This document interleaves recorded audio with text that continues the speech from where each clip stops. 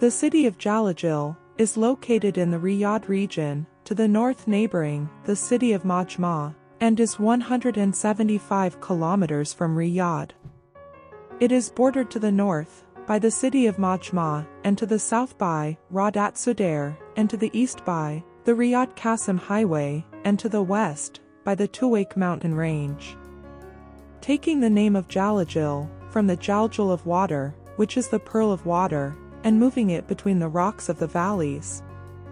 Most of the narrations indicate that the first people who inhabited Jalajil were the Banu al-Anbar, from the tribe of Tamim, and then they migrated from it because of migration of the Bani Tamim in the Umayyad era, when the Islamic state expanded and moved to the cities.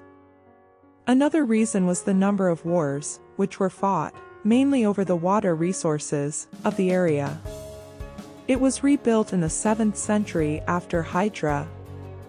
The city is still known for agriculture, however, inhabitants are also engaged in commerce and government businesses in the present time.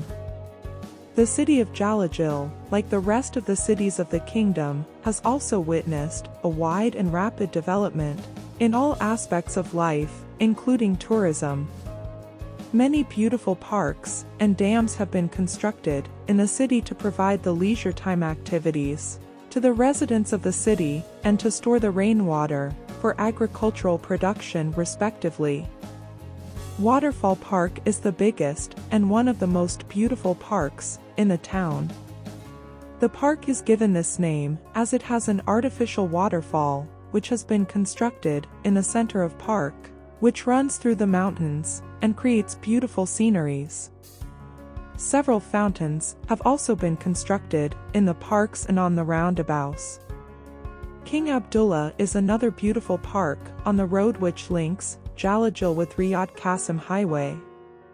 Many historical monuments have been constructed on top of the park, which compel the visitors to make a stop over there.